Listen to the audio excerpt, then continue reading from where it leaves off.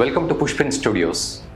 మొన్న చేసిన వీడియోకి 52,000 వ్యూస్, మరోవైపు 500 మంది సబ్స్క్రైబర్స్ వచ్చారు. సో చాలా పాజిటివ్ కామెంట్స్ కూడా పెట్టారు. ఇలాంటి రీసెర్చ్ వీడియోస్ మాకు కావాలి మీ ద్వారా అని చెప్పి. సో అందులో భాగంగానే ఈ వీడియో చేస్తున్నాం. సో దయచేసి ఈ వీడియోని కూడా మీరు చూడండి.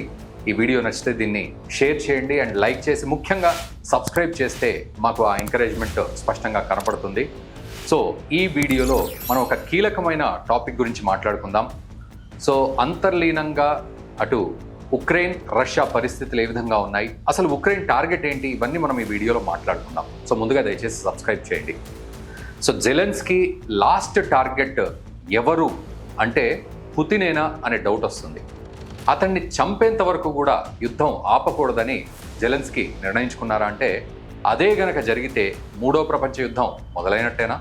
ఆపరేషన్ స్పైడర్ వెబ్ ద్వారా రష్యా వెన్నులో వణుకు పుట్టించిన జెలెన్స్కీ చివరి టార్గెట్ చేరుకునే వరకు అసలు ఊరుకునేలా లేరు. జెలెన్స్కీ పిచ్చి ఆలోచనలు ప్రపంచాన్ని ఎటువైపు నడిపించనున్నాయి మనం చూద్దాం. రష్యా ఉక్రెయిన్ యుద్ధం కొన్నేళ్లుగా కొనసాగుతోంది. 2022లో మొదలైన ఈ యుద్ధం ఇప్పటికీ ఆగలేదు. రష్యా అతిపెద్ద ఆయుధ దేశం అయినప్పటికీ ఉక్రెయిన్ దారికి తెచ్చుకోలేకపోతోంది. ఆ దేశాన్ని ఆక్రమించుకోవాలని చూస్తున్న పుతిన్కు అది సాధ్యం కావడం లేదు. కేవలం 18% భూభాగాన్ని మాత్రమే ఉక్రెయిన్ ఆక్రమించుకోగలిగింది. మరోవైపు జెలెన్స్కీ తన వద్ద ఆయుధాలు తక్కువగా ఉన్నప్పటికీ రష్యాను ఎదురించి నిలబడుతున్నాడు. బాహుబలిలో ప్రభాస్కు చిన్నపాటి ఆయుధాలు ఇచ్చినా వాటితోనే స్ట్రాటజిక్గా యుద్ధం చేసినట్లు జెలెన్స్కీ కూడా ఎక్కడ వెనక్కి తగ్గడం లేదు. డ్రోన్లను ఉపయోగించి స్ట్రాటజిక్ వార్ఫేర్ చేస్తున్నాడు. డ్రోన్ల వార్ఫేర్లో కొత్త అధ్యాయాన్ని కూడా లిఖించాడు. తాజాగా జెలెన్స్కీ చేసిన ఆపరేషన్ స్పైడర్ వెబ్ను యావత్తు ప్రపంచం మాట్లాడుకుంటోంది. ఇప్పుడు 18 నెలలుగా వేసిన ఈ ప్లాన్ రష్యాను భారీగా దెబ్బతీసిందంటే నమ్మాల్సిందే. ఏకంగా $7 బిలియన్ నష్టం కలిగించింది. ఈ డ్రోన్ వార్ఫేర్తో ప్రపంచ యుద్ధం నియమాలను మార్చుకోవాల్సిన పరిస్థితి ఇప్పుడు అన్ని దేశాలకు ఏర్పడింది.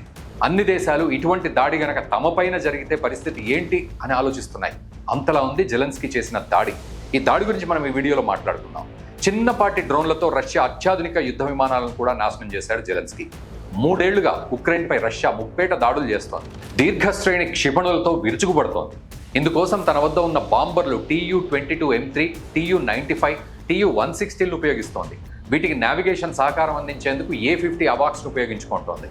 దాంతో ప్రతీకారం తీర్చుకోవాలని రగిలిపోయిన ఉక్రెయిన్ ఈ యుద్ధ విమానాల్ని టార్గెట్గా చేసుకుంది. అందుకోసం 18 నెలలు ఆపరేషన్ స్పైడర్ వెబ్కు ఆ 18 నెలల ముందే శ్రీకారం చుట్టింది.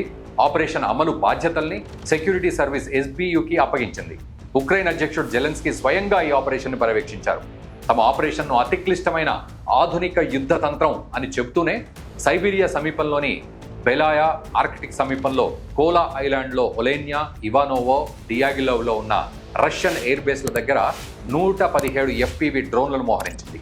ఈ ఎయిర్ బేస్లను ధ్వంసం చేయడమే ఉక్రెయిన్ మెయిన్ టార్గెట్. అయితే ఆకాశంలో డ్రోన్లు ఎగరవేస్తే అక్కడ ఎయిర్ డిఫెన్స్ వ్యవస్థలు వాటిని ధ్వంసం చేస్తాయి. అవి రష్యా బార్డర్ దాటి వెళ్ళలేవు. అందుకోసం SBU పక్కా ప్లాన్ కూడా వేసింది. ఈ డ్రోన్లను ట్రక్కుల్లో రష్యాకు తరలించాలని భావించింది. అందుకోసం రష్యాలోకి స్మగ్లింగ్ చేయాలని భావించింది. దీనికోసం ప్రత్యేకంగా కొన్ని ట్రక్కుల్ని ప్రిపేర్ చేసింది. ట్రక్కుల్లో పైకి హౌస్ టైప్ నిర్మాణాలు చేసి వాటి బేస్మెంట్లో డ్రోన్లు అమర్చింది. ఎక్కడ చెకింగ్ చేసినా దొరికిపోకుండా జాగ్రత్త పడ్డది. దీంతో అన్ని ట్రక్కుల్ని రష్యాలోకి పంపించగలిగింది. అనుకున్న చోటికి ఆ ట్రక్కుల్ని చేర్చింది. సరిగ్గా ఎయిర్ బేస్ల దగ్గర వరకు ఈ ట్రక్కులను చేర్చి పార్క్ చేసింది. ఇక డ్రోన్లు అనుకున్న ప్రదేశానికి చేరాయి. వీటిని ఆపరేట్ చేసి దాడి చేయడమే తరువాయి. అందుకోసం ట్రైన్డ్ డ్రోన్ ఆపరేటర్లను రంగంలోకి దించింది. ఆపరేషన్కు గ్రీన్ సిగ్నల్ రాగానే ట్రక్కులపై ఉన్న టాప్లను రిమోట్ కంట్రోల్తో ఓపెన్ చేశారు. దీంతో డ్రోన్లు గాల్లోకి ఎగిరాయి. పక్కనే ఉన్న ఎయిర్ బేస్లపై దాడులకు దిగబడ్డాయి. ఈ ఆపరేషన్లో 41 బాంబర్ యుద్ధ విమానాలను ధ్వంసం చేశాయి ఆ డ్రోన్లు. ఇన్నాళ్లు తమ ఏజెంట్లు రష్యా నిఘా సంస్థ FSB ప్రధాన కార్యాలయం సమీపంలోనే మకాం వేశారు అంటూ వెల్లడించేవారు. ఉక్రెయిన్ సైన్యం కూడా ఈ ఆపరేషన్ తమకు అతిపెద్ద విజయం అని పేర్కొంది. రష్యా వద్ద సుమారు 120 వరకు దీర్ఘశ్రేణి క్షిపణి వాహక బాంబర్లు ఉన్నాయని, వాటిల్లో 41 యుద్ధ విమానాలు ధ్వంసమయ్యాయని తెలిపింది. తమ దాడుల వల్ల రష్యా కలిగిన నష్టం అంచనా 59,000 కోట్లకు పైగా. అటు రష్యా కూడా 4 ఎయిర్ బేస్లపై ఉగ్రవాద దాడులు జరిగాయని ప్రకటించింది కూడా. డ్రోన్లు ఉక్రెయిన్ భూభాగం నుంచి రాలేదని స్పష్టం చేసింది. అవి తమ భూభాగం నుంచి ఎగిరినట్లు పరోక్షంగా అంగీకరించింది. దీన్ని పర్ల్ హార్బర్ ఘటనతో రష్యా పోల్చింది. పర్ల్ హార్బర్ ఘటన అంటే చాలా మందికి తెలియకపోవచ్చు. యావత్తు ప్రపంచాన్ని కూడా మరో మలుపు తిప్పింది ఈ ఘటన. రెండో ప్రపంచ యుద్ధంలో ఏకంగా అమెరికాను సవాల్ చేసిన ఘటన ఇది. జపాన్ చేసిన ఈ దాడి వల్ల ప్రపంచం అణుయుద్ధాన్ని చవిచూడాల్సి వచ్చింది. హవాయిలోని పర్ల్ హార్బర్ అమెరికా వైమానిక స్థావరం. దీనిపై దాడి చేసిన జపాన్ అమెరికా బ్రిటన్లపై యుద్ధం ప్రకటించింది. దాదాపు 150 యుద్ధ విమానాలతో జపాన్ 2 దఫాలుగా పర్ల్ హార్బర్పై దాడి చేసింది. గంటన్నరకు పైగా బాంబులు వేసింది. ఈ దాడిలో అమెరికాకు చెందిన 6 యుద్ధ నౌకలు, 112 యుద్ధ పడవలు, 164 యుద్ధ విమానాలు ధ్వంసమైపోయాయి. పర్ల్ హార్బర్ దాడి, ప్రతి దాడుల్లో మొత్తం 2400 మంది అమెరికన్లు, 100 మంది జపనీయులు మృతి చెందారు. 1178 మంది అమెరికన్లు గాయపడ్డారు. దీంతో రెండో ప్రపంచ యుద్ధంలో తటస్థ వైఖరి అవలంబిస్తూ వచ్చిన అమెరికా జపాన్పై యుద్ధం ప్రకటించింది. ఈ యుద్ధంలో జపాన్ను ఓడించేందుకు అమెరికా హీరోషిమా, నాగాసాకిలో అణుబాంబులు జారవిడిచింది. సరిగ్గా అదేవిధంగా పుతిన్ కూడా ఇప్పుడు స్పందిస్తారా అన్నది అనుమానాస్పదంగా మారింది. ప్రస్తుతం అయితే జెలెన్స్కీ వెనక్కి తగ్గేలా అయితే కనిపించడం లేదు. 2022లో మొదలైన యుద్ధానికి ఇరు దేశాలు ఇప్పటివరకు ముగింపు అయితే ఏ విధంగా కూడా పలకలేదు. అందుకు జెలెన్స్కీ మూర్ఖత్వమే ముఖ్య కారణమని చెప్పాలి. ఉక్రెయిన్ చేసిన తప్పిదాల వల్ల రష్యా యుద్ధానికి దిగాల్సి వచ్చింది. జెలెన్స్కీని అమెరికా రెచ్చగొట్టడం, తాము నాటో కూటమిలో చేరుతామని జెలెన్స్కీ ప్రకటించడం చకచకా జరిగిపోయాయి. ఉక్రెయిన్ నాటో కూటమిలో చేరితే అది రష్యాకు పెద్ద దెబ్బ. తమ సరిహద్దుల దగ్గరికి నాటో దళాలు వచ్చి చేరతాయి. అదే కనుక జరిగితే రష్యా భవిష్యత్తులో భారీగా ఆర్మీపై ఇన్వెస్ట్ చేయాల్సి ఉంటుంది. అందుకే ఉక్రెయిన్ను నాటోలో చేరొద్దని, స్వతంత్రంగానే ఉండాలని కోరారు. నాటోలో చేరితే నష్టపోతారని హెచ్చరించాడు పుతిన్. యుద్ధానికి దిగుతామని తేల్చి చెప్పాడు కూడా. కానీ జెలెన్స్కీ వెనక్కి తగ్గలేదు. నాటి అమెరికా అధ్యక్షుడు జో బైడెన్ చెప్పుడు మాటలు విని యుద్ధానికి సై అన్నాడు. దీంతో రష్యా యుద్ధానికి దిగాల్సి వచ్చింది. అప్పటి వరకు నాటోలో చేర్చుకుంటామని జెలెన్స్కీని రెచ్చగొట్టిన అమెరికా, యూరప్ దేశాలు యుద్ధం మొదలు పెట్టగానే జెలెన్స్కీకి హ్యాండ్ ఇచ్చేశాయి. యుద్ధంలో దిగాడు జెలెన్స్కీ. అమెరికా, యూరప్ దేశాలు పంపుతున్న ఆయుధాలతో యుద్ధాన్ని కొనసాగించాడు. తాను నష్టపోతూ రష్యాను దెబ్బతీస్తోంది ఇప్పుడు యుక్రెయిన్.